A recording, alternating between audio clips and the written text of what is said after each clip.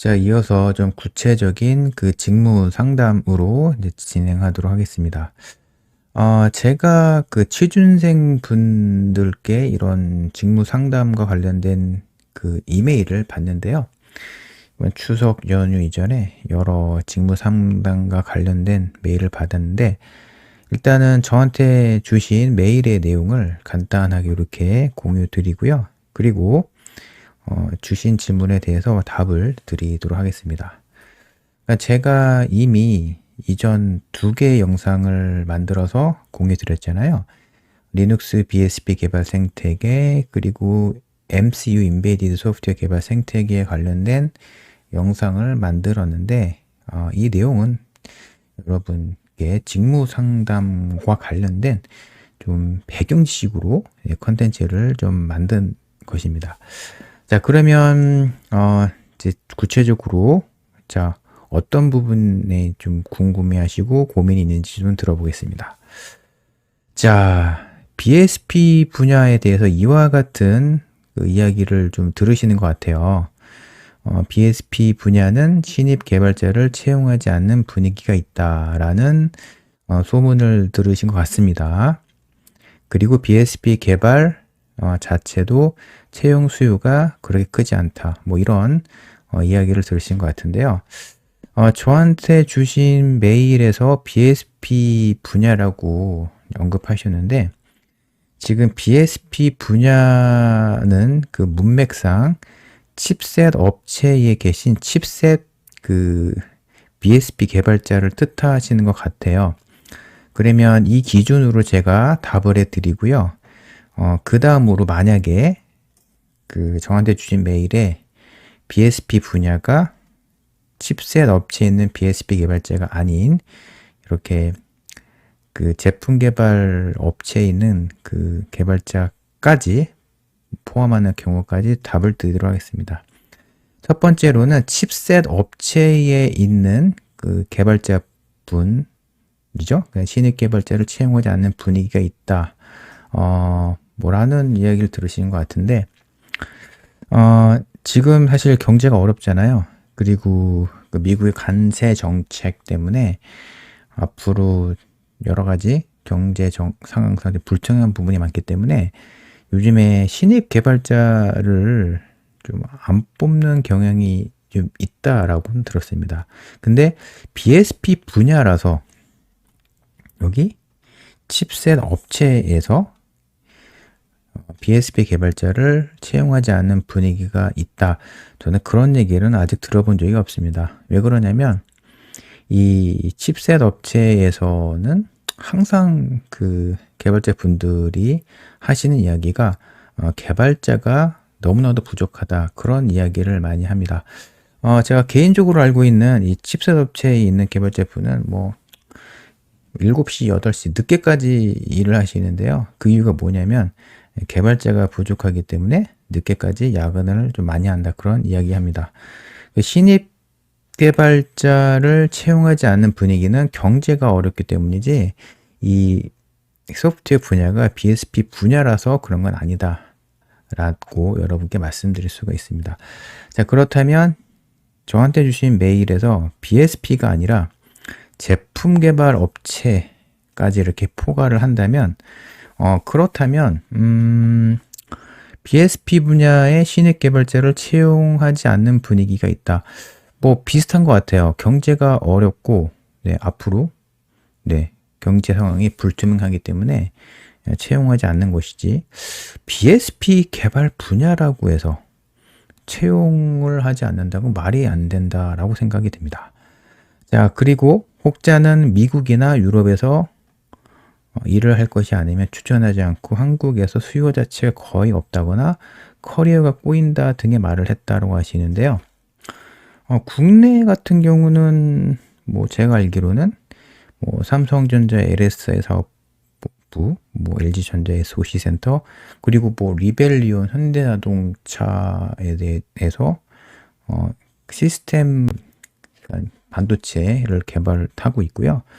그리고 생각보다 많습니다. 팹리스 업체가 국내에 많은데, 근데 어떤 근거로 뭐 수요 자체가 거의 없다거나 거래가 꼬인다 뭐라는 얘기를 하시는지 잘 모르겠습니다. 저는 세 가지 이야기를 들으셨다는데 뭐 첫 번째, 두 번째는 뭐 경제 상황이 어렵기 때문에 채용을 뭐 거의 하지 않는다 뭐 그런 이야기라면 저는 납득하겠는데요. 세 번째는 좀 말이 안 된다 그런 생각이 듭니다. 국내에도 수요가 있고요. 그리고 해외에서도 수요는 더 있다라고 이렇게 말씀드릴 수 있을 것 같습니다. 자, 그래서 제가 이전 영상에서 말씀드린 내용이긴 한데요. 그 시스템 소프트웨어 분야는 이렇게 MCU 인베디드, 리눅스 BSP 이렇게 분야가 있는데 리눅스 BSP 같은 경우는 지금 보면은 여기 있는 분야를 제가 말씀드리는 거고요. 여기 보면은 리눅스 커널, 뭐 ARM과 같이 솔루션과 관련된 일을 하는 개발 있잖아요. 뭐 오픈 소스를 하는 뭐 개발자 분들도 계시는데 이에 해당이 되는 그 개발자 분들은 이제 서버 배포판 업체라든가 혹은 그 여러 해외 업체에서 일하시는 분들이 많은데 국내 같은 경우는 거의 인베디드 리눅스 BSP 중심으로 개발 생태계가 갖춰져 있기 때문에 여러분이 취업을 준비하신다면 여기에 맞게 준비를 하시면 될 것 같습니다. 자, 그 다음으로 저한테 직접적으로 주신 질문에 대해서 답을 좀 드리도록 하겠습니다. 자, 졸업 후 신입 BSP 개발자로 취업하는 것이 현실적으로 가능한 것인지 궁금합니다. 라고 질문 주셨는데요. 예, 당연히 현실적으로 가능합니다. 여기서 말하는 BSP 개발이 칩셋 업체에 가셔서 칩셋을 구성하고 있는 여러 하드웨어를 제어하는 드라이버를 뭐 개발을 하시던 혹은 제품 개발 업체에서 리눅스 BSP를 개발하시던 간에 현실적으로 당연히 가능합니다만 신입 개발자를 채용하는 분위기를 보면 좀 석사를 선호를 하는 것 같기도 합니다. 그렇다고 뭐 학사면 안 뽑는다 그런 건 아닌데요. 보면은 석사를 선호를 하는 것 같긴 해요. 자, 그리고 두 번째 질문인데요. 이와 관련해서 신입 BSP 개발자 취업을 준비하는 것이 좋은지 혹은 일단 인베디드 내에 다른 분야를 신입으로 취업을 준비한 다음에 BSP 개발자로 전향하는 것이 궁금하다고 질문 주셨는데 이 질문의 뉘앙스상 여기 팹리스 업체를 말씀하시는 그런 느낌입니다. 그래서 제 생각에는 신입 BSP 개발로 계속 준비를 하시면 될 것 같고요. 그리고 학교에서 이런 수업이 진행되는지 모르겠는데 만약에 이와 같은 수업이 있다면 이제 들어주시면 좋을 것 같고요. 그리고 이 신입 BSP 개발자가 되시기 위해서는 리눅스 디바이스 드라이버와 ARM 아키텍처를 추가로 준비하시면 더 좋을 것 같습니다. 그 다음으로는 컴퓨터 공학과 입장에서 인베디드 내에 어떤 분야가 좋을지 궁금합니다. 라고 질문 주셨는데 전장 분야가 좋습니다. 그러니까 전장 분야, 전기 자동차 분야인데요. 지금은 좀 채용 시장이 얼어붙어서 채용이 많이 이루어지고 있는지는 모르겠지만 작년까지만 하더라도 그 전장 분야에서 인베디드, 뭐 리눅스 BSP 이런 관련된 개발자를 채용을 좀 했었거든요. 그렇기 때문에 전장 분야로 가시면 좋겠고요. 그리고 앞으로도 그 시스템 소프트웨어 분야는 전기 자동차 분야로 많이 이제 많은 인력 풀들이 이동하는 것으로 좀 보입니다. 왜 그러냐면 대부분의 그 칩셋 업체에서는요, 그 차량용 전장 그 소프트웨어 중심으로 이렇게 많이 칩셋도 설계를 방향을 바꿨고요. 전기 자동차 분야로 많이 시스템 소프트웨어 분야의 개발자분들이 많이 이동하고 포진해 가는 상황으로 보입니다.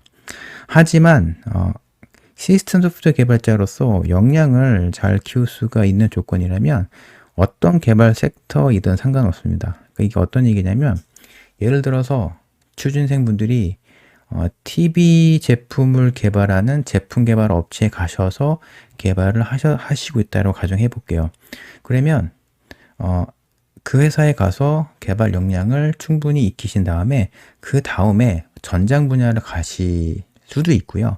혹은 칩셋 업체로 가실 수 있습니다. 그러니까 뭐 칩셋 업체에 가시던 제품 개발 업체에 가시던 간에 역량을 업그레이드 하셔서 나중에 자신에게 좀 맞는 그런 개발을 진행하시는 게 좋겠다라고 생각이 듭니다. 그리고 뭐 제가 만든 영상에서 인베디드 리눅스는 BSP 개발을 뜻하는 건지 뭐 이렇게 질문 주셨는데요. 인베디드 리눅스는 BSP 개발을 포괄하는 개념이죠. 네, 제가 말씀드린 내용입니다. 자, 이렇게 답을 드렸는데 제가 추가적으로 좀 말씀드리고 싶은 게 있어요. 지금 제가 제작하고 있는 이 영상을 사실 많은 그 취준생 분들이 보셨으면 좋겠는데요. 일단 제가 생각하는 좀 좋은 방법은 일단은 여러분이 관심 있는 분야를 먼저 선택하시는 게 좀 중요한 것 같습니다. 제가 자 여기 보여드렸잖아요. MCU 인베디드 소프트웨어 개발자가 되기 위한 그 테크 에어리어 소개드렸고 리눅스 BSP 소프트웨어 개발자가 되기 위한 테크 에어리어가 있는데 약간 거의 비슷합니다. 비슷한데 본인의 적성에 좀 맞는 분야를 이제 먼저 선택하시고요. 그 다음에 어느 정도 개발을 실제 진행할 수 있는 회사로 취업을 하십니다. 그 다음에 역량을 키운 다음에 몸값을 업그레이드 하시면 됩니다. 몸값을 업그레이드 한다는 의미는 뭐 이후에 대기업 수준의 연봉이라든가 대기업 수준으로 인정받는 업체로 이동하는 걸 뜻하겠죠. 근데 지금 제가 이 말씀을 드리면 아마 이런 질문을 하실 거예요. 처음에 신입 개발자로 중소기업에 입사를 하게 되면 이후에 절대 대기업 개발자가 되지 못한다. 대기업으로 이직을 할 수가 없다라는 그런 그 얘기를 하시는 분들이 있는데 절대 그러지 않습니다. 왜 그러냐면 뭐 다른 분야는 잘 모르겠는데요. 인베디드나 시스템 소프트웨어 분야 같은 경우는 사실 개발자의 역량을 보고 경력 개발자를 많이 뽑기 때문에 개발 역량만 준비만 된다면 중소기업에서 대기업으로 얼마든지 이직을 할 수가 있습니다. 그리고 제 주위에서도 이와 같이 역량을 키워서 뭐 대기업 수준의 1차 벤더로 이직을 하신 주위 개발자 분들이 굉장히 많습니다. 그러니까 대기업 입장에서 봤을 때 경력 개발자 면접을 하잖아요. 하게 되면은 그 개발자의 역량이라든가 그 개발자가 얼마나 실력이 있는가를 보지 그 개발자가 이전에 어떤 회사에 다녔는지를 그렇게 뭐 진지하게 보는 분위기는 아닙니다. 사실 시스템 소프트웨어 분야 같은 경우는 좀 더 실력을 더 많이 보는 그런 분위기로 보입니다. 제가 이렇게 말씀드릴 수 있는 거는 제 주위에 그런 개발자가 많고요. 근데 두 번째 방법으로는요. 사실 지금 여러 인베디드 시스템 소프트웨어와 관련된 그 부트캠프가 진행이 되고 있는데요. 제가 개인적으로 알고 있는 그 텔레칩스라는 회사의 현직자를 통해서 좀 알게 된 정보인데 텔레칩스가 부트캠프를 통해서 약간 그 배출한 그 개발자 학생분들을 직접 채용을 하는 그런 프로세스가 있다고 합니다. 그렇기 때문에 4학년 2학기, 4학년 정도에도 이 부트캠프에 참여하셔서 이런 다양한 기회를 여러분이 좀 얻으실 수 있다. 이런 내용 여러분께 말씀드릴 수 있을 것 같습니다. 제가 설명드린 내용이 좀 지금 이제 시스템 소프트웨어 분야를 좀 준비하고 계시는 분들께 도움이 되셨는지 모르겠는데요. 혹시라도 좀 궁금한 점이 있으면 댓글로 질문 남겨주시면 제가 그 질문에 답을 드리고요. 그리고 뭐 추가로 뭐 제가 여러분께 공유를 드릴 만한 그런 내용이 있으면 영상을 찍어서 업로드하도록 하겠습니다. 자, 여기까지 직무 상담과 관련된 내용 제가 마무리하도록 하겠습니다. 감사합니다.